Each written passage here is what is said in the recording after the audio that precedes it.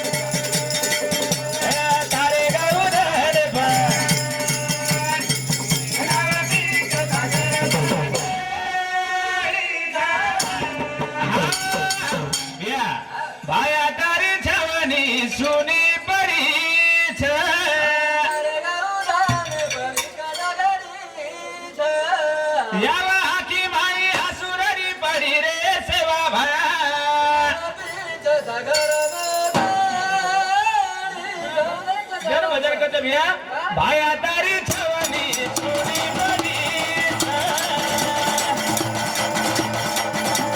अरे भाई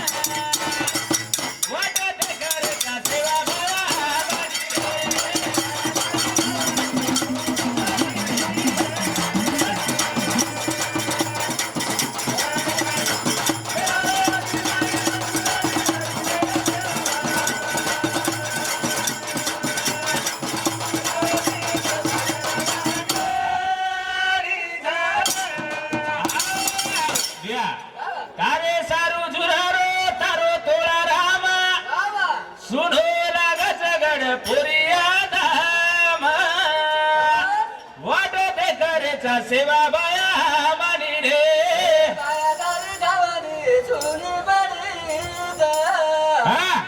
तारे गावदान बरी बाया तारे सारू आज भी तुळाराम झुर्रोच कोणी तारे बिना सुनो लागच पोळी आगड बाबा का बाया एक वेळा मात्र हा गुरु माई आजो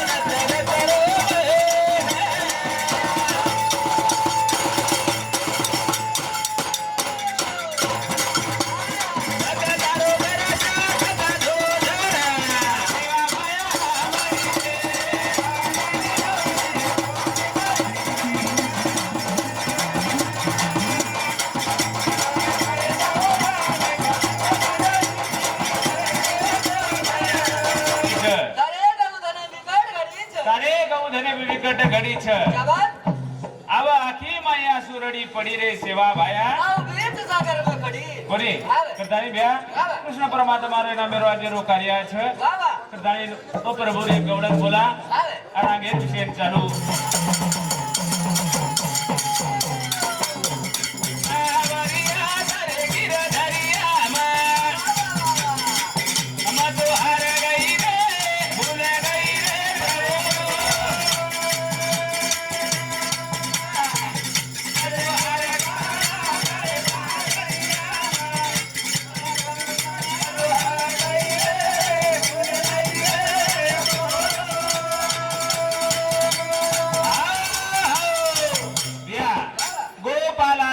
बासरियामा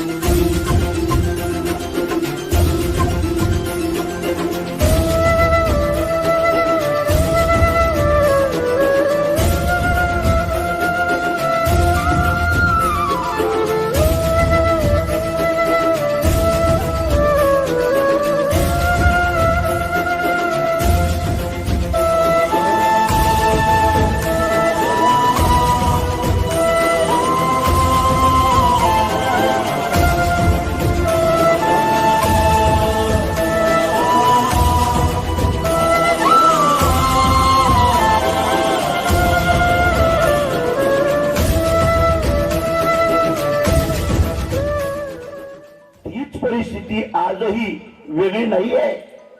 या बांगलादेशामध्ये ज्यावेळी हे लोक भुके वाचून मरत होते, यांना अन्न मिळत नव्हतं, हरे राम हरे कृष्ण या इस्कॉन परिवाराने त्यांना गावरान तुपामधलं भोजन खाऊ घातलंय. परंतु याच दुर्जनांनी आज 4 महिन्यापूर्वी त्याच राम हरे कृष्ण या इस्कॉन टेम्पलवर हल्ला केला आणि हिंदू पाहून हल्ला केला. तो कोण आहे याचा विचार केला. सपाटी जात आहे, त्यांना दूध तरी पाजलं तरी ते विषच होणार आहे. म्हणून आपणही विचार केला पाहिजे की दूध पाजायच्या गुणाला हा आपण विचार केला पाहिजे. आणि म्हणून असणारा तुझा विचार आज पूजनीय वंदनीय नुसता महाराष्ट्र नव्हे आंतरराष्ट्रीय लेवल अख्ख्या जगात वेद पाठशाळा यांनी निर्माण केल्या. त्यामध्ये वसुदैव कुटुंबकम हा संदेश गेला पाहिजे. आणि म्हणून पूर्ण जगात वेद पाठशाळा ज्यांनी सुरू केल्या, पूजनीय असणारे स्वामीजी पूजनीय आनंद चैतन्य बापू, पूर्ण भारताच्या ज्ञानगोपाळ महाराजांचाही प्रवास आहे, जगामध्ये स्वामीजींचा प्रवास आहे. आणि म्हणून जे आतापर्यंत उदाहरणं द्यायला एकत्रित केले, भगवान कृष्णाने गोपाळ एकत्रित केले, माऊली ज्ञानोबांनी वारकरी एकत्रित केले, छत्रपती शिवाजी महाराजांनी मावळे एकत्रित केले, तसे पूजनीय वंदनीय परमपूजनीय परमश्रद्धेय स्वामीजींनी तुम्हाला आम्हाला एकत्रित केलं. आणि आज असणारी शिवचैतन्य जागरण यात्रा हा त्यातलाच एक भाग आहे, त्यातलाच एक धागा आहे. कारण आता एकच वाक्य बोलतो, कारण स्वामीजींच्या ठिकाणी जमलो, फक्त एकच शब्द बोलतो आणि या ठिकाणी थांबतो. आपण आता विचार केला पाहिजे, गाईचा विचार कोण करणार आहे त्यालाच आपण जवळ घेतलं पाहिजे. आईचा विचार कोण करणार आहे त्यालाच आपण जवळ घेतलं पाहिजे. संतांचा विचार कोण करणार आहे, ग्रंथाचा विचार कोण करणार आहे त्यांनाच आपण जवळ केलं पाहिजे. हे मात्र आपण ध्यानात ठेवलं पाहिजे, याची अत्यंत गरज आहे. म्हणून एकच वाक्य बोलतो, सर्वांचं दर्शन घेतो आणि थांबतो. सज्जन हो, आता इथून पुढे दारेशिवाय पर्याय नाही तलवारीच्या पातीला, दारेशिवाय पर्याय नाही तलवारीच्या पातीला. या संत विचाराची गरज आहे माझ्या हिंदुस्थानच्या मातीला. म्हणून उठा जागे व्हावे आता तरी पुढे हाची उपदेश नका कोरोना आयुष्याचा. म्हणून आता आपण एकत्रित आलं पाहिजे, संतांचं वचन श्रवण केलं पाहिजे, त्या मार्गाने गेलं पाहिजे आणि मग आपलं कल्याण निश्चित झाल्याशिवाय राहणार. आज अयोध्येमध्ये ज्यावेळी राम मंदिरासाठी गेलोय, महाराज अयोध्येच्या राम मंदिराचे कोषाध्यक्ष आहे. अशी अडचण आली आपण मला की या बीड जिल्ह्यामधल्या एका आचार्य पण नेमकं राम मंदिरामध्ये ट्रस्ट मधून त्यांचं त्या ठिकाणी आणि नाव त्यांना काही पास मिळाली नाही दर्शनाची. त्यांनी मला इथून म्हणून गेला, महाराज कसं काय केलं हे, माझं नाव कसं नाही. मी म्हटलं आई साहेब तुम्ही अयोध्येत या. ते म्हणजे दर्शन होईल का. मी म्हटलं तुमचं जर दर्शन जोड ते महाराज रामाचं दर्शन घेणार नाही, तुम्ही अयोध्येत या. अयोध्येत आले त्या म्हणजे महाराज मी अयोध्येत आले. मग तर मी ते महाराज घाबरूनच गेले, काय करावं. आणि ज्यावेळी बाल लेकरू घाबरत तेव्हा ते आईचं सहारा करत असतं, ते प्राण प्रतिष्ठा होती. आणि 18 जानेवारीला सकाळी झोपेतून उठलो आणि स्वामीजींना जाऊन भेटलो. म्हणलं स्वामीजी मी अडचणीत आहे. म्हणे काय. म्हणलं आमच्या बीड जिल्ह्यातल्या राजाताई स्वामीजींनी त्या न्यासाला फोन लावला आणि त्यांचं दर्शन झालं. म्हणून तुका म्हणे शेष शेवीन आवडी वचन न मोडी बोललेले आहे. एवढं बोलतो, वंदन करतो, दर्शन घेतो, सर्वांच्या चरणी वंदन करतो, थांबतो. रामकृष्ण.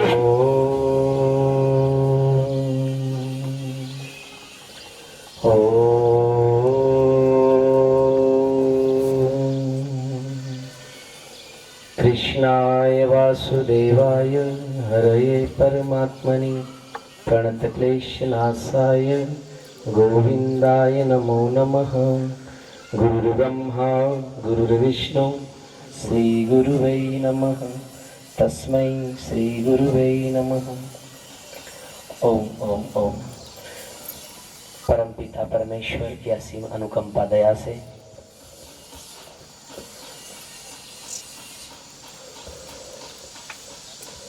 परम पूज्य स्वामी राम मंदिर ट्रस्ट के कोषाध्यक्ष आप सभी को दीपावली महोत्सव की ढेर सारी बधाई। आज हिंदू मनोनी कळवळा येत असे, यही भावना है, दूसरी कुछ नहीं, दूसरा कोई उद्देश्य नहीं, दूसरा प्रकार की कोई मांग, सिर्फ यही है कि बस मेरे आत्मीय जनों का उद्धार से धरा पर धर्म की हानि होती है, असुर वृत्ति का विकास होता है या फिर प्रभुत्व होते हैं, धर्म पर हावी होते हैं, उस समय किसी न किसी रूप में परमात्मा का पदार्पण होता है। तो भगवान को तो आप और हमने नहीं देखा, परंतु संतों के माध्यम से जरूर इस धरा पर जागरण होता है, इसमें कोई संदेह नहीं है। उनका वो सुपंथ, एक दूसरे की मदद, एक दूसरे की सहायता, एक दूसरे के तर्क, आप और हम अपने धर्म के प्रति, अपने देश के प्रति जागरूक नहीं होंगे तब तक हम अपना विकास नहीं कर सकते, हमारे जीवन में कोई भी उन्नत कार्य नहीं कर सकते। तो मैं स्वामी जी के सामने क्या बोलूंगा, सूर्य के सामने एक दीपक क्या अपनी औकात रखेगा, परंतु बालक जो बालक करी तो तई बाता मुझे तो हो गुरु पिता बोलने वाला हो गया है। तो मैं यही प्रार्थना करूं आप सभी से कि स्वामी जी का जो कार्य है शिव चैतन्य जागरण यात्रा, इस शिव चैतन्य जागरण यात्रा का एक ही उद्देश्य है कि देश काल और परिस्थिति, समझ रहे, देश काल परिस्थिति, आज जो समय चल रहा है, ये दौर चल रहा है, तो इसमें स्वधर्मे निधनम से अपने धर्मों में अडिग रहना पड़ेगा, अपने अपने धर्म में ही चलना पड़ेगा। और अपने धर्म में चलना मतलब धर्म के साथ चलना। एक राजस्थानी कवि ने गाया कि कुण थारो मायन बाप, कुण थारो धर्म संग साथी, किन घर आदर भाव बैठनो कुण देसी, भजले रे सुवा हरि नाम, नाम से तर जासी। बाप कौन है, आपका संगी साथी कौन है? तो उसमें उत्तर आया कि कुण थारो मायन बाप, कुण थारो संग साथी, किन घर आदर भाव बैठनो कुण देसी, भजले रे सुवा हरि नाम, नाम से तर जासी। तो सत म्हारो मायन बाप, धर्म म्हारा संग साथी, वो मेरा जो मेरा माँ और बाप है। जिस व्यक्ति के जीवन में धर्म नहीं है उसके जीवन में कुछ भी नहीं मिल सकता साहब, कुछ भी नहीं है, शून्य है।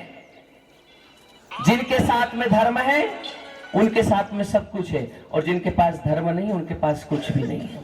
तो सत म्हारा मायन बाप, सत मेरा जो है, सत्य जो है ये मेरे माँ और बाप है। सत म्हारा मायन बाप, धर्म हमारा संग साथी, धर्म मेरा साथी है, मेरा मित्र है, जो मेरे साथ साया हम साया बनकर मेरे साथ साथ चलता है। और सतगुरु आदर भाव बैठनो उन देसी, सदगुरु जो है वो आप और हमारे जीवन के लिए वो आदर भाव सम्मान हमारी आवभगत करने वाली विभूतियां हैं। तो मेरा एक ही कहना है कि धर्म के साथ, और जो आज समय चल रहा है, सबका साथ, सबका विकास और सबका विश्वास। तो जहां जहां भी जो है इस समय में जो समय चल रहा है, धर्म के साथ आप और हम सबको रहना है, धर्म के साथ कार्य हो रहे हैं, हिंदू संस्कृति को मिटाने के, उसके से बचना है, और अपने अपने धर्म में अडिग रहकर, अपने अपने परिवार में, अपने अपने घर में, अपने अपने मोहल्ले में, अपने गांव में सजग रहकर उस कार्य को आगे बढ़ाना है। मैं इन्हीं शुभकामनाओं के साथ स्वामी जी अभी सब बताएंगे, मार्गदर्शन करेंगे, उनके चरणों में कोटि कोटि वंदन, खूब खूब अभिनंदन। जय श्री कृष्ण, जय श्री राम। गोविंद देव गुरुजी स्वामीजी महाराजांना विनंती करतो की या ठिकाणी आपण आशीर्वाद व मार्गदर्शन करावं।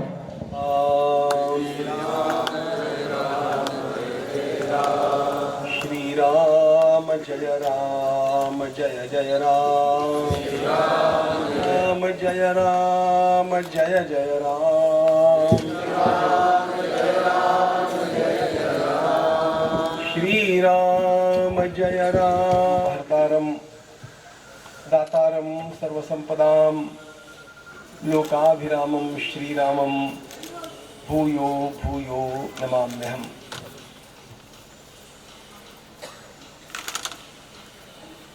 शिव चैतन्य जागरण यात्रेच्या निमित्तानं हा प्रवास चालू आहे। हे शिवचैतन्य काय आहे हे एकदा आपण आपल्या वाणीनं स्वतः छत्रपती शिवाजी महाराजांच्या काही लोकांना ही पत्रकं मिळाली असतील. माझ्या पाठीमागे सर्वांनी म्हणायचं आहे. हिंदू राज्य प्रणेतारम प्रजाप्रियं धर्मनिष्ठं वंदे श्री शिवभूपतिं. शिवरायांचे आठवावे रूप, शिवरायांचे आठवावे रूप, शिवरायांचा आठवावा प्रताप, शिवरायांचा आठवावा प्रताप, शिवरायांचा आठवावा साक्षेप, शिवरायांचा आठवावा साक्षेप, भूमंडळी भूमंडळी. शिवरायांचे कैसे बोलणे, शिवरायांचे कैसे बोलणे, शिवरायांचे कैसे चालणे, शिवरायांचे कैसे चालणे, शिवरायांचे सलगी देणे, शिवरायांचे सलगी देणे, कैसे असे. कैसे असे. सकळ सुखांचा केला त्याग, सुखांचा केला त्याग, म्हणून साधिजे तो योग, म्हणून साधिजे तो योग, राज्य साधनाची लगबग राज्य साधनाची लगबग कैसी केली. कैसी केली. याहून करावे विशेष, कुणी करावे विशेष, तरीच म्हणवावे पुरुष, तरीच म्हणवावे पुरुष, या उपरी आता विशेष या उपरी आता विशेष, काय म्हणावे. काय म्हणावे. शिवरायासी आठवावे, शिवरायासी आठवावे, जीवित तृणवत मानावे, गुणवत मानावे, इहलोकी परलोकी उरावे, इहलोकी परलोकी राहावे, कीर्ती रूपे कीर्ती रूपे, निश्चयाचा महामेरू, निश्चयाचा महामेरू, बहुत जनासी आधारू, भूतजनासी आधारू, अखंड स्थितीचा निर्धारू, अखंड योगी, परोपकाराची या राशी, परोपकाराची या राशी, उदंड घडती जयासी, खंड घडती जयासी, दयाचे गुणमहत्वासी, त्याचे गुणमहत्वासी, गुणा कैसी. नरपती हयपती गजपती, नरपती हयपती गजपती, गणपती भूपती जलपती, गणपती भूपती जलपती, पुरंदर आणि शक्ती, पुरंदर आणि शक्ती, पृष्ठ यशवंत कीर्तिवंत, सामर्थ्यवंत वरदवंत, सामर्थ्यवंत वरदवंत, पुण्यवंत नीतिवंत, गुणवंत कीर्तिवंत, जाणता राजा, जानता राजा, आचारशील विचारशील, आचारशील विचारशील, दानशील धर्मशील, दानशील धर्मशील, सर्वज्ञपणे सुशील, सर्वज्ञपणे सुशील, सकाळा ठाई, धीर गंभीर उदार, गंभीर उदार, शूरक्रियेसी तत्पर, सावधपणे नृपवर,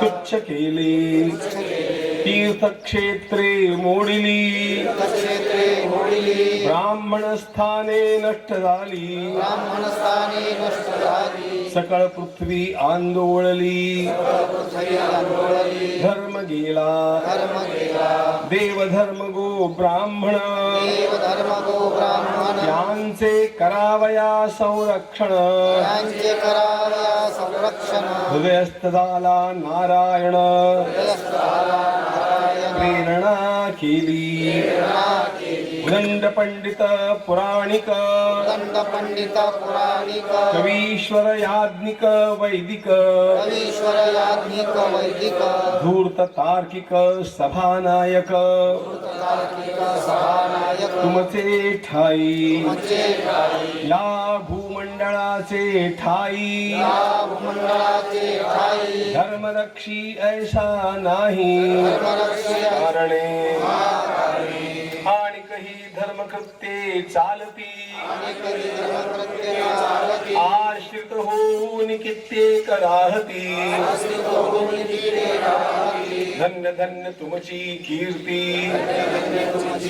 विश्वी विस्तारली कित्येक दुष्ट संहारिले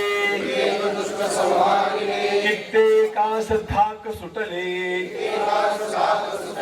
कित्येकास आश्रय झाले शिव कल्याण राजा सर्वज्ञ मंडळी धर्ममूर्ती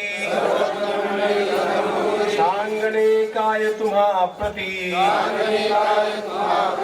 धर्मस्थापनेची कीर्ती सांभाळली पाहिजे हे हिंदू शक्ती संभूत दीप्त तमतेजा हे हिंदू तपस्या पूत ईश्वरी ओजा हे हिंदू श्री सामान्य भूतीचा राजा हे हिंदू सिंहा नमो शिवाजी राजा तुझ नमो नमस्ते नमो शिवाजी राजा तुझ नमो नमस्ते नमो शिवाजी राजा नमो शिवाजी राजा नमो शिवाजी राजा छत्रपती शिवाजी महाराज की भारत माता की जय श्री राम गोपाल कृष्ण भगवान की गौ माता की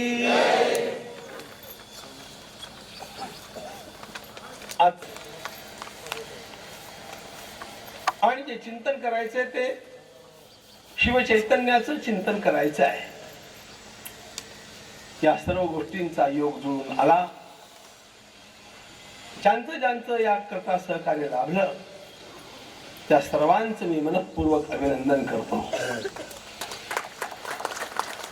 आपण इतक्या संख्येनं आज वेळ काढून या ठिकाणी आलात, आपलंही स्वागत करतो. खरं म्हणजे अतिशय थोडक्यात जे काही मला सांगायचं होतं ते सगळं हरिभक्ती परायण श्री मेटे महाराजांनी सांगून टाकलेलं आहे. मुद्दे त्यांनी देऊन टाकले. फार महत्वाची गोष्ट त्यांनी केली. सर्वात महत्वाची गोष्ट त्यांनी जी केली ती त्यांनी इस्कॉनच्या मंदिराच्या प्रांगणामध्ये बसून बांगलादेशमध्ये जे घडलं कृतज्ञतेचं कार्य त्याचं या ठिकाणी स्मरण केलं. खरं म्हणजे इस्कॉन ही अतिशय अहिंसक संस्था आहे. लोकांना भगवान श्री कृष्णांच्या भक्तीनं भावित करणं अशा प्रकारचं कार्य करीत ज्या ज्या सेवेच्या अनेक गोष्टी प्रसंगोपात कराव्या लागतात त्या त्यांच्याकडनं घडतात. ज्याला आपण दुर्दैवानं बांगलादेश म्हणतो, जो आपला भूमीचा भाग आहे, अजूनही आम्ही त्याला बांगलादेश वगैरे म्हणत नाही, आम्ही त्याला अजूनही पूर्व बंगालच म्हणतो. या आशेनं म्हणतो की कधी कधी पुन्हा त्याला भारतामध्ये आपल्याला जोडायचं आहे. पण त्याची तथाकथित निर्मिती जेव्हा झाली तेव्हा इस्कॉनच्या त्या ठिकाणच्या मंदिराला एक काम करावं लागलं, सेवेचं काम. दारिद्र्यानं गांजलेला तो प्रदेश होता. उपासमार भयंकर होती. आणि अशा वेळेला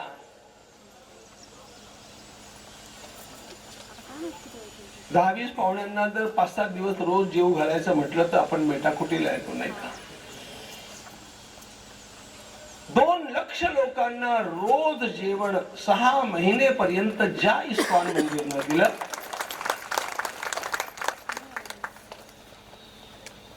आता झालेल्या उद्रेकामध्ये या पापी लोकांनी त्याच इस्कॉन मंदिरला टार्गेट बनवून त्याची नासधूस केली आणि त्याचा विनाश केला.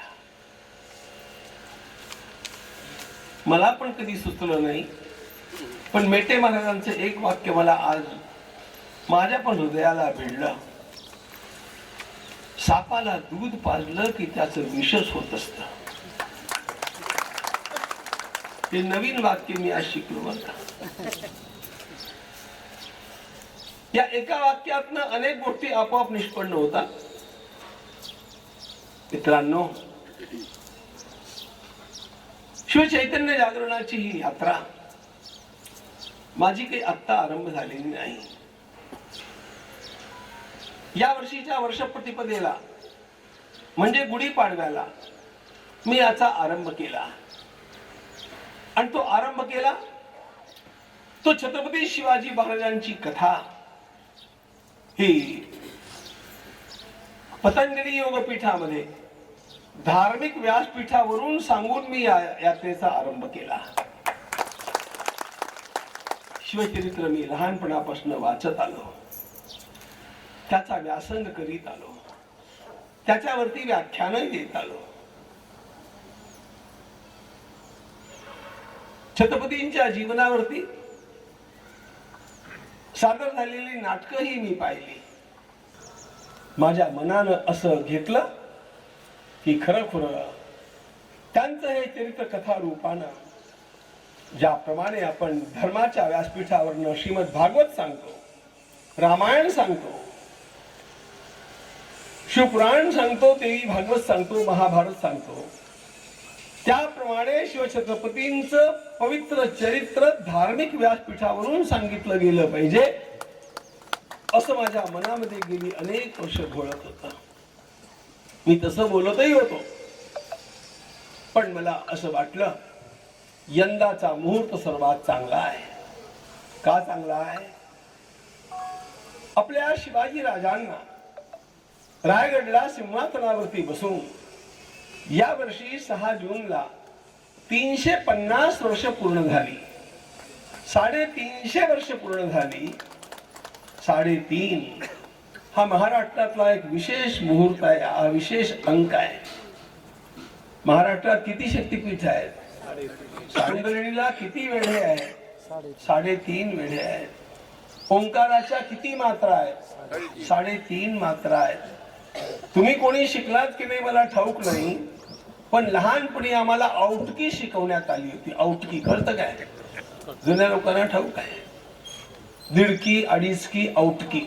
औटकी म्हणजे 3.5चा पाढा. 1 आउट आउट 2 आउट 7 3 आउट 10.5 असं मी ते लहानपणी केलेलं आहे.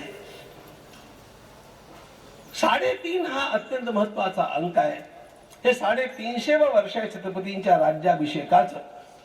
म्हणून आपण आपली ही धार्मिक व्यासपीठावर सांगितली जाणारी शिव छत्रपतींची कथा यंदा आरंभ करावी असा मी निश्चय केला. आणि आमचे पूज्य स्वामी रामदेवजी महाराज यांनी मला हक्कानं सांगितलं, महाराज शिवाजी महाराज की सबसे पहली कथा तो पतंजलि योगपीठ में होनी चाहिए, उसका आरंभ यहां से होना चाहिए. और वो हो गया. लोकांनी अत्यंत उत्साहानं ती ऐकली. नंतर सोलापुरात झाली, आता मी मुंबईला केली हिंदीमध्ये, सोलापुरात मराठी.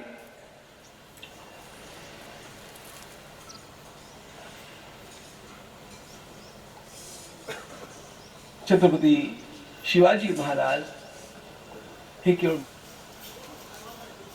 त्यांच्या जवळ राहिलेला एक अत्यंत मोठा साधू आणि संस्कृत भाषेचा महाकवी, त्यांचं नाव कवींद्र परमानंद, जे नेवाशाचे होते.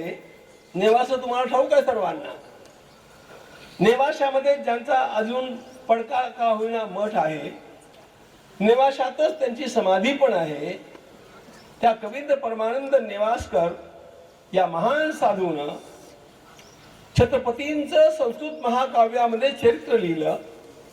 त्याचे कित्येक भाग त्यांनी ते शिवाजी महाराजांच्या सोबत राहत असत. पुष्कळ वेळा आग्र्याच्या मोहिमेमध्ये ते शिवाजी महाराजांच्या सोबत होते आणि त्यातला अनेक भाग त्यांनी महाराजांना वाचून दाखवलेला. शिवाजी महाराजांना रोज जवळून पाहिलं.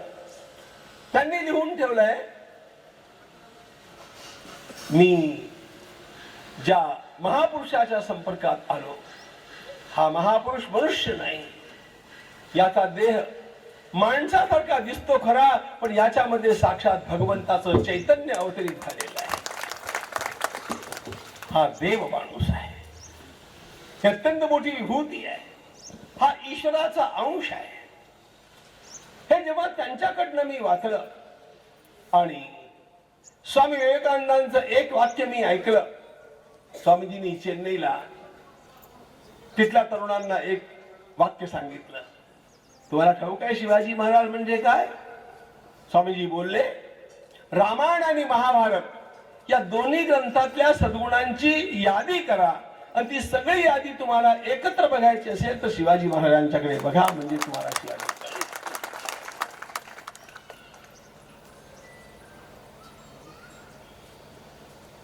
अनेक चरित्रांचा मी अभ्यास केला. पैजेवरती मला सांगायचं आहे, माझं ज्ञान कमी असेल तर ते तुम्ही भरून काढू शकता, पण मला अजून तरी विश्वातल्या सगळ्या राजांच्या मध्ये आणि सेनापतींच्या मध्ये शिवाजी महाराजांचा सारखा कोणीही आढळलेला नाही, कोणीच आढळलेला नाही.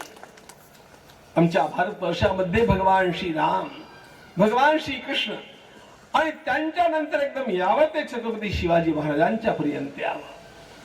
कधी कधी तर मला असं वाटतं, वसिष्ठ महर्षींनी रामाचं वर्णन केलं, रामो विग्रहवान धर्म. भगवान श्रीराम मूर्तिमंत धर्म आहे. All moral values personified, that is Ram. Vasishtha मुनींनी रामांचं हे वर्णन केलं, राम धर्माची मूर्ती आहे, धर्मावतार आहे. माझ्या मनात एक वेगळा विचार आला. धर्मानं श्री राम रूपानं अवतार घेतला त्रेतायुगामध्ये, ती त्या धर्माची पहिली आवृत्ती, तोच धर्म कलियुगामध्ये छत्रपती शिवाजी महाराजांचं रूप घेऊन साकार झाला. असं अव्यंग जीवन, कुठेही बोट दाखवायला जागा नाही, अशा प्रकारचं जीवन. अशा प्रकारच्या या जीवनाचा परित्राणाय साधूनाम विनाशाय च दुष्कृताम धर्म संस्थापनार्थाय संभवामी युगे युगे, असं म्हणणाऱ्या त्या महान राजाचा राज्याभिषेक सामान्य राजाच्या राज्याभिषेकासारखा नव्हता. बाप दाद्यांनी कमावलेल्या राज्यावरती त्यांच्या मुलानं येऊन बसावं अशा प्रकारचं ते राज्यारोहण नव्हतं. फार गंभीर मामला होता. 350 वर्ष हा महाराष्ट्र आणि सगळा देश घोर अंधकारात बुडून गेलेला होता. रोज रोज मंदिरं पाडली जात होती, रोज रोज मूर्तींचं भंजन चालू होतं, रोज रोज घराघरातनं लेकी सुनांना धरून बळजबरीनं घेऊन जायला टपलेले लांडगे रोज येत होते. रोज हिंदूंचा नरसंहार होत होता. अरे आलमगिराच्या स्वागताकरता दिल्ली ते आग्रा या मार्गावरती तोरणं बांधणं, छाटून त्या मस्तकांची तोरणं, याची कल्पना तुम्ही करून, मी इतिहास बोलतोय, कल्पना नाही सांगत आहे. कसा जगला असेल तो समाज, कसे जगले असतील आपले पूर्वज, कशाची ग्वाही नव्हती. न शेताची ग्वाही, न घरच्या बाया माणसांची ग्वाही, न बाहेर गेलेला मर्द मराठा जिवंत परत येईल याची ग्वाही. सगळं पृथ्वी आंदोळली, धर्म गेला, धर्म गेला, रसा तळाला गेला. असं 350 वर्षामध्ये एकही हिंदू राजा झाला नाही. 3 महान राजांना या पाप्यांनी दगाबाजीनं मारलं, दगाबाजीनं. उत्तरेमध्ये पृथ्वीराज चव्हाणाचा वध केला आणि 17 वेळेला ज्याला क्षमा करून पृथ्वीराजानं सोडून दिलं त्यानंच त्याला मारला. कशाला त्या सापाला दूध पाजलं त्यानं? हो, कोणतरी मेटे महाराज त्यांना भेटायला हवे होते राव, सांगायला तुम्ही नका सोडून देऊ. छत्रपतींना हे ठाऊक ठाऊक होतं की अशा प्रकारचे साप मिळतील त्या ठिकाणी ठेचावे लागतात, त्यांना दूध पाजणं हा तर अधर्म आहे. ज्ञानेश्वरीच्या शेवटी आपण यदुकुळाचा अत्यंत श्रेष्ठ तिलक म्हणून ज्या रामचंद्र राजाचं नाव ऐकतो, त्या राजाला या पाप्यांनी नुसता मारला नाही, तर त्याचं मुंडकं नालीला लावून, गटाराला लावून ठेवलं अपमान करण्याकरता. देहाची विटंबना. राक्षस तागडीच्या लढाई 200 वर्ष ज्या विजयनगरच्या साम्राज्याचा सूर्य तळपत होता, त्या साम्राज्याला नष्ट करण्याकरता त्यांच्या राजाला या निजामशाही, कुतुबशाही, आदिलशाही या सगळ्या शायांनी मिळून एकत्रपणे ठार मारला आणि दगाबाजीनं ठार मारला.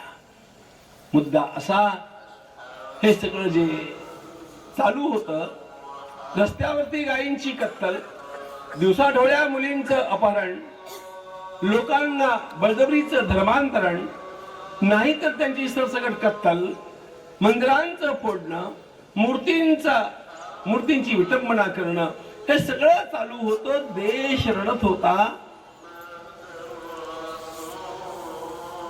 देवाला प्रार्थना करीत होता. कसं होणार देवा, तू ये देवा. शिवनेरीच्या गडावरती त्या भगवंताचा एक दिव्य स्वरूपाचा साकार विग्रह आला. या भूमीचे पांग फेडण्याकरता, या धर्माची संस्थापना करण्याकरता. हा देवांश होता. याचे किती पुरावे तुम्हाला हवेत बोला. हा देवांश होता. म्हणून तर 12व्या वर्षी विजापूरला आदिलशाहच्या राजधानी एक कसाई रस्त्यावरती गाईला कापण्याच्या तयारीत असताना चपळाईनं छोट्या शिवानं उडी घेऊन त्याचा हात वरच्यावरती छाटला. माझ्या समोर गोहत्या कधी होऊ देणार नाही. 12 वर्षाचा शिवाजी, 12 वर्षाच्या शिवाजीला त्यांचे वडील आदिलशाहचे नोकर असताना सुद्धा आदिलशाहच्या दरबारात त्याला मुजरा करायला नकार दिला. जेव्हा की शहाजी राजांनी शिकवलं होतं, एक पाऊल पुढे, एक पाऊल मागे, एक हात मागे बांधायचा, मस्तक झुकवायचं, 3दा जमिनीला हात लावायचा, असं झुकायचं. हे सगळं ट्रेनिंग शहाजी राजांनी दिलं होतं. शिवाजींनी हो हो हो हो म्हटलं होतं. पण तिथे दरबारात गेल्यानंतर मात्र हा सिंहाचा छावा हाताची घडी करून त्या आदिलशाहकडे डोळे रोखून पाहू लागला.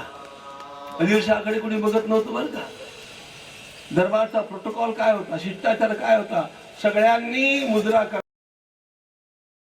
तिथे जेव्हा हा 12 वर्षाचा शिवाजी मुद्रा करीत राहा, सांगूनही करीत राहा. शहाजी राजांनी घरी आल्यानंतर जिजाऊ आईसाहेबांना विचारलं, तू काय संस्कार दिलेस याला नमस्कार करता येत नाही.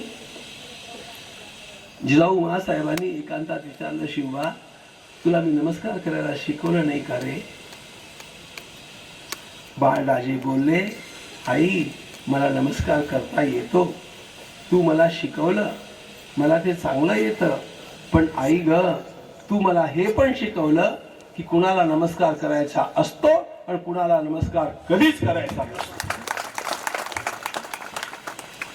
गोमातांना कापणाऱ्यांना मी नमस्कार करू, महिलांचं अपहरण करणाऱ्यांना मी नमस्कार करू, मंदिरं फोडणाऱ्यांना मी नमस्कार करू, मूर्तींची विटंबना करणाऱ्यांना मी नमस्कार करू. आई, माझ्या आयुष्यात मी यांना कधी झुकणार नाही, कधी नमस्कार करणार नाही. देशाचा राजा नाही, देशहीन होऊ कैसा, धर्माचा राजा नाही, धर्महीन होऊ कैसा. तू सांग तुझ्या चरणाशी ही कापून ठेवी न मान. तू सांग तुझ्या चरणाशी माझी मान कापून ठेवतो, पण या पाप्यांना मी या आयुष्यात कधीच नमस्कार करणार नाही, मी झुकणार नाही. 12 वर्षाच्या पोराचं हे तेज आहे बरं का. आणि हे तेज कसं शाबूत होतं शेवटपर्यंत बघा. आग्र्याच्या दरबारामध्ये त्या पापी औरंगजेबाच्या समोर छत्रपती शिवाजी महाराज नुसतं त्यांना मागच्या रांगेत उभं राहायला सांगितलं, जोरात ओरडले, रामसिंग मी तिथे उभा राहणार नाही, हा माझा अपमान आहे, मी चाललो. अरे त्या औरंगजेबासमोर इतक्या जोरानं कोणी जन्मात कोणी बोललंच नव्हतं त्या दरबारामध्ये, पण हा सिंहाचा छावा असाच होता. सगळ्या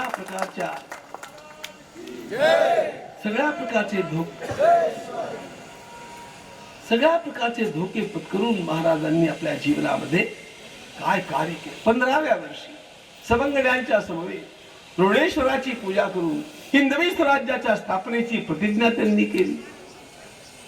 15वं वर्ष बर का. आपली 15 वर्षाची बाळं काय काय करतात ते बघा. यांनी मावळ्यांना गोळा केलं. बरं मी तुम्हाला कल्पना सांगत नाही, हा इतिहास आहे. हिंदवी स्वराज्याच्या स्थापनेची घोषणा म्हणजे काय? हिंदवी स्वराज्याच्या स्थापनेची घोषणा म्हणजे हिंदू साम्राज्याच्या स्थापनेची घोषणा. साम्राज्य हिंदूंचं असलं पाहिजे, हा देश हिंदूंचा देश आहे, याची गर्जना कोणतरी करायला हवी होती. सगळे घाबरलेले होते. तेव्हा हे तेज अशा प्रकारे लकाकत होत. हे तेज छत्रपतींच्या मध्ये कुठून आलं? खरी गोष्ट सांगू का? छत्रपती जिजाऊ आईसाहेबांच्या गर्भामध्ये असताना जिजाऊ आईसाहेबांनी जे जे पाहिलं त्या सगळ्यांचा परिणाम त्यांच्या मनावरती झाला.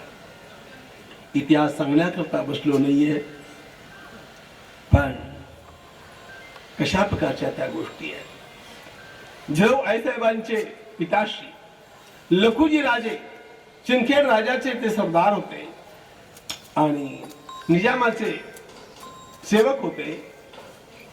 लखुजी राजांना बहिणी मुलांच्या सह निजामानं निशस्त्र अवस्थेत त्या चौघांना 7 पठाणांच्या कडनं दरबारामध्ये एकटं गाठून ठार केलं. देहाचे तुकडे तुकडे केले. अपराध काय? अपराध काहीच नाही. काही अपराध नसताना फक्त एकच त्या यवनांच्या मनामध्ये कोणीही हिंदू डोक्यावरती बसता कामा नये, तो प्रबळ होता कामा नये. त्यांनी वरती डोकं काढण्याची शंका आली तरी त्यांना खतम करावं, हे काफीर आहे. त्यांची हीच लायकी आहे. काय सांगू तुम्हाला, लखुजी राजांच्या एका चुलत भावानं त्या चौघांच्या शरीराचे तुकडे तुकडे गाठोड्यांच्या मध्ये बांधून सिंदखेड राजाला आणले. जिजाऊ आईसाहेबांची आई सती गेली. त्यांच्या 3 बहिणी सती गेल्या. 4घी जणी एका वेळी सती गेल्या. कल्पना करा. हे सगळं जेव्हा त्या गर्भवती जिजाऊ आईसाहेबांना शिवनेरीवरती कळलं तेव्हा त्यांच्या जीवाची एका जावेला, ती नाशिकला तीर्थस्नानाकरता गेलेली असताना रामकुंडावरती महाबत खान नावाच्या एका खानानं पाहिलं आणि सैनिकांच्या सह जाऊन तिला धरलं आणि उतरून घेऊन गेले. कोणी काही करू शकला नाही. पराक्रमी क्षत्रियांच्या मुलींची आणि सुनांची ही अवस्था होती, तर बाकीच्यांची काय बात आहे बोला.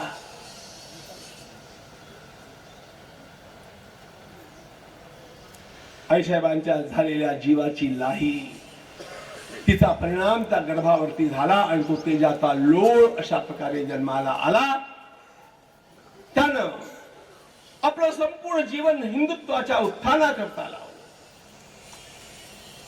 भोसल्यांचं राज्य स्थापन नाही करायचं होतं त्यांना, मराठ्यांचं राज्य नाही स्थापन करायचं होतं त्यांना हिंदूंचं साम्राज्य स्थापन करायचं होतं. हिंदूंचं.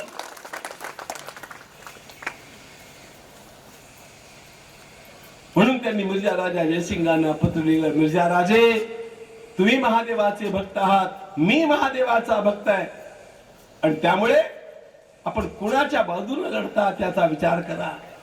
मराठ्यांची तलवार मराठ्यांना मारते, राजपुतांची तलवार राजपुतांना मारते, परक्या धर्माचे हे त्यांना मारतात आणि स्वतःचा स्वार्थ सिद्ध करतात.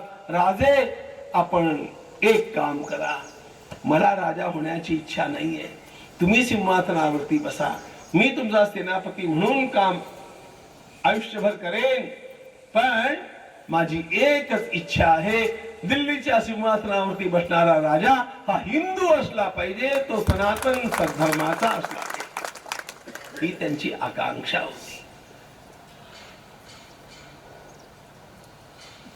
दुर्दैवाची गोष्ट अशी की हे सगळं पूर्ण करताना त्यांना मुघलांशी युद्ध करावं लागलं. त्यांना युद्ध करावं लागलं निजामशाहाशी, आदिलशाहाशी, कुतुबशाहाशी, सर्वांशी, इंग्रजांशी, फ्रेंचांशी, डचांशी, पोर्तुगीजांशी.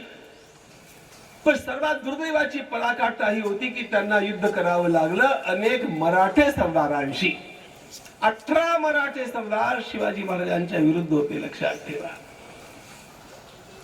कशा करता हा राजा तडफडत होता, मुघलांची सेवा करायची आणि आपल्या शिवबाला तो चंद्रराव मोरे ज्याला शिवाजी महाराजांनी मोठं बनवलं, तो सुद्धा पितृ होऊन महाराजांच्या विरुद्ध गेला. शेवटी त्याचा काटा काढावा लागला, तो काढावा लागला. पण यांना हे का कळत नाही? बरं, हे लोक अशा प्रकारचे असतात की आपल्याच लोकांना फोडून घेऊन आपल्याच लोकांचा नाश करवतात आणि नंतर त्यांचाही नाश करतात.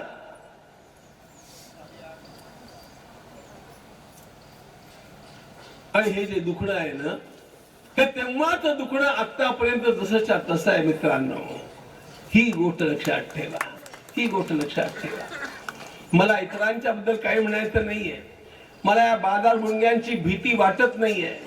खरी भीती स्वातंत्र्यवीर सावरकर म्हणायचे, मला मुघलांचं भय नाही, ख्रिश्चनांचं भय नाही, पण हिंदू असून जे हिंदुत्वाच्या विरुद्ध आहेत अशा पापी हिंदूंचं मला भय आहे. शिवचैतन्य यात्रा एवढ्या करताय मित्रांनो, आम्ही एक भाव या देशाच्या उद्धाराकरता जागृत केला पाहिजे. आपल्याला वेळ फार कमी आहे. बांगलादेशाच्या सगळ्या घटना बघून मी स्वतः अस्वस्थ झालो आणि माझ्या लक्षात आलं त्या ठिकाणी ज्या प्रकारचे अत्याचार झाले, कशा प्रकारचे अत्याचार आपल्या उंबरठ्यावरती येऊन ठेपलेले आहेत. असं कधी कुठेही घडू शकतं. कशा प्रकारे लोकांनी पिढ्यानपिढ्या जपून ठेवलेले धंदे, व्यवसाय एका रात्रीत उद्ध्वस्त झाले. कशा प्रकारे महिलांच्या वरती अत्याचार करण्यात आला, मुलांच्या समोर आयांच्या वरती अत्याचार, नवऱ्यासमोर पत्नीवरती अत्याचार, उघडं नागडं करून या महिलांना त्यांचे अवयव कापून बाहेर टांगून ठेवणं. अरे हे कसलं विद्रूप राक्षसी संस्कृतीचं रूप आहे. मला एकदम आठवलं, शांती ब्रह्म असलेल्या नाथांनी भावार्थ रामायणात वर्णन करताना एक गोष्ट लिहिली बघा. हनुमंत महाबळी रावणाची दाढी जाळी. काय लिहिलं? हनुमंत महाबळी रावणाची दाढी जाळी. आता रावणाला दाढी होती की नाही त्याचं वर्णन रामायणात नाही, पण नाथांना दाढीवाले रावण त्यांच्या समोर दिसत होते म्हणून त्यांनी ते लिहिलं. संत आपल्या भाषेत बोलतात, लक्षात ठेवा. हे संपूर्ण समाजावरती संकट आहे, धर्मावरती संकट आहे. लक्षात ठेवा, आत्ताची निवडणूक आणि या पुढचा संघर्ष हा एका पक्षाचा दुसऱ्या पक्षाविरुद्धचा संघर्ष नाही आहे. एका पक्षाची दुसऱ्या पक्षाशी चाललेली निवडणूक नाही आहे. हा एकदम धर्माचा संघर्ष आहे. आणि त्यामुळे प्रत्येक धार्मिक व्यक्तीला आता सावधान होऊन, जागृत होऊन आपलं कार्य केलं पाहिजे. नाही तर तुमच्या आया बहिणी सुरक्षित नाहीये, तुमच्या जमिनी सुरक्षित नाहीयेत. वक्फ बोर्डाचा कायदा अशा प्रकारे तुम्हाला गळंकृत करत चाललेला आहे. लक्षात ठेवा, कानिफनाथाची मढी गेली, बद्रीनाथाचं स्थान बदरुद्दीन पीराचं स्थान आहे असं त्यांनी घोषणा करून त्याच्यावरती क्लेम केला. तुमच्या घरावरती पण केला जाऊ शकतो, तुम्हाला घराबाहेर कधी पण काढलं जाऊ शकतं जर हे पापी सत्तेत पुन्हा आले तर. आणि म्हणून या पाप्यांना जर खरोखर रोखायचं असेल आणि आपल्या धर्माची बात नंतर करतो मी, आपला प्रपंच सावरायचा असेल आपलं कुटुंब वाचवायचं असेल, आपली संपत्ती वाचवायची असेल, आपल्या मुलाबाळांचं भविष्य नीट करायचं असेल तर सावधान व्हा. वैऱ्याची रात्र आहे राजा, जागा राहा. असं एक नाटक मी लहानपणी पाहिलं होतं. अशा प्रकारची ही गोष्ट आहे. आणि त्यामुळे माझी शिवचैतन्य यात्रा जी आहे ना, ती या महिन्याभरापुरती नाहीये, ही काही वर्ष चालणार आहे. आणि काही वर्षांच्या मध्ये सगळ्या हिंदू समाजाला मी एक रस, एक जीव करण्याचा प्रयत्न करणार.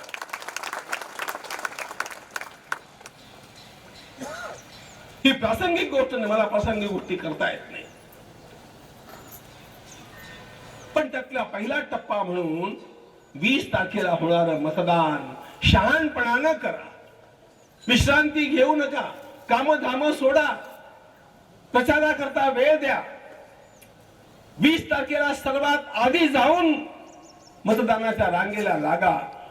एकमेकांना फोन करून विचारा, तुम्ही केलं की नाही, तुम्ही केलं की नाही.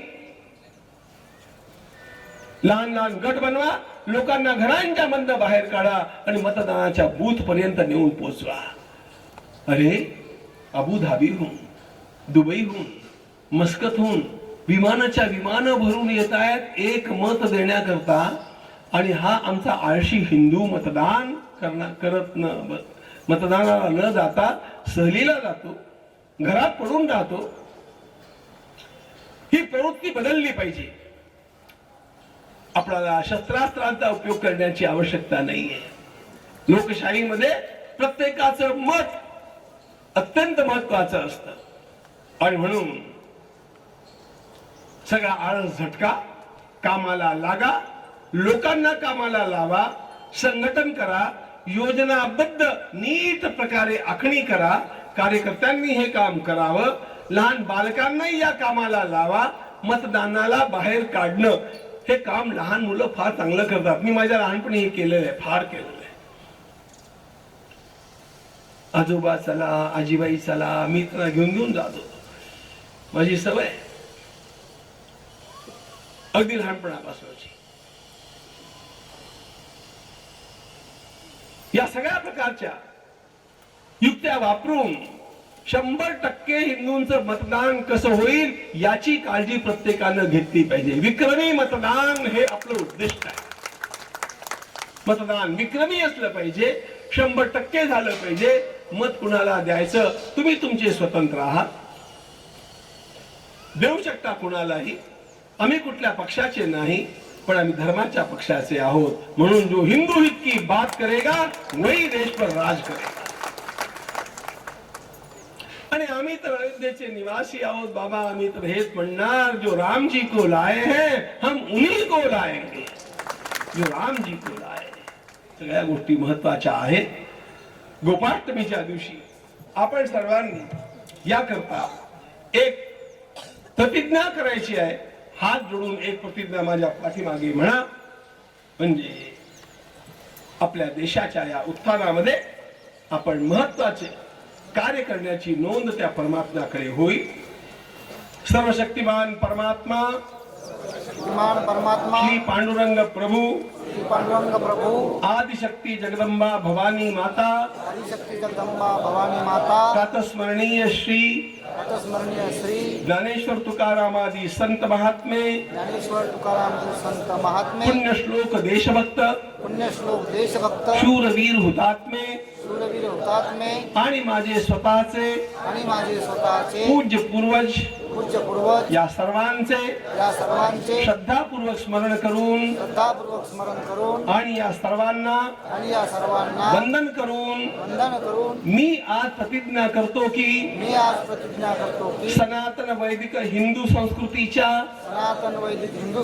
मानबिंदूंचे उदाहरणार्थ गोमाता गोमाता देव मंदिरे देव मंदिरे साधु संत महात्मे साधु संत महात्मे तीर्थक्षेत्रे तीर्थक्षेत्रे पवित्र नद्या पवित्र नद्या बालिका भगिनी मातृशक्ती बालिका भगिनी मातृशक्ती संस्कृत भाषा संस्कृत भाषा इत्यादिकांचे इत्यादिकांचे संरक्षण संरक्षण व संवर्धन व संवर्धन करणाऱ्या करणाऱ्या नेत्यांच्या नेत्यांच्या व पक्षाच्याच हाती पक्षाच्याच हाती महाराष्ट्र महाराष्ट्र व भारताची भारताची राजकीय धुरा राहावी राजकीय धुरा राहावी यासाठी यासाठी आपसातील आपसातील प्रांत प्रांत भाषा भाषा जाती जाती, संप्रदायादी संप्रदायादी, सर्व भेदभाव सर्व भेदभाव विसरून ईश्वर साक्ष ठेवून ईश्वर साक्ष तन मन धन तनमन समर्पण पूर्वक समर्पण पूर्वक मी आजीवन आजीवन प्रतिबद्ध राहीन प्रतिबद्ध राहील आणि आणि या भावनेने या भावने प्रेरित असलेल्या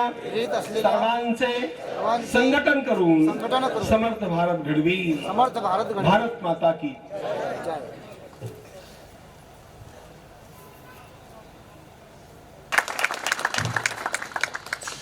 आणि अशी एकी निर्माण झाली तर त्याचा परिणाम काय होतो इतकी फक्त एक गोष्ट सांगतो तुम्हाला. एक मला शुभ वार्ता पण आज द्यायची बरं का. मी आत्ता येता ती ऐकली, मन भरून आलं. तुम्हाला लक्षात आहे 25 वर्षापूर्वी आमच्या देशाचं 32 टन सोनं आलेलं होतं. या धनत्रयोदशीच्या दिवशी आमच्या केंद्र सरकारनं ते सगळं सोनं गहाण होतं ते सोडवलं आणि 32 टन सोनं पुन्हा भारतात येऊन पोहोचलं. हिंदूंची एकी काय करते याचा एक केवळ नमुना सांगतो. परवा अमेरिकेवर डोनाल्ड ट्रम्प तात्या पुन्हा विराजमान झाले आणि ट्रम्प तात्यांनी निवडणुकीनंतर जे पहिलं भाषण केलं त्यात ते म्हणतात मी भारतातल्या हिंदूंच्या एकीमुळे विजयी झालेलो आहे आणि मी सतत त्यांचा ऋणी राहील आणि त्यांच्या उत्थानाकरता मी वाटेल ते करेन. हे त्यांचं भाषण 250 वर्षात एकाही अमेरिकन राष्ट्रपतीनं अशा प्रकारचं भाषण नाही केलं. तुम्ही ते वाचू ऐकू शकता, त्याची क्लिप आहे ट्रम्पच्या भाषणाची. अरे हिंदूंची एकी जर अमेरिकेतल्या राष्ट्रपतीला त्याच्या पदावरती पोहोचवू शकते तर हिंदूंची एकी हिंदूंना हिंदूंच्या हिताकरता देशातल्या सर्वोच्चपदी का पोहोचवू शकत नाही याचा विचार करा आणि विवेकानं कार्य करा. भारत माता की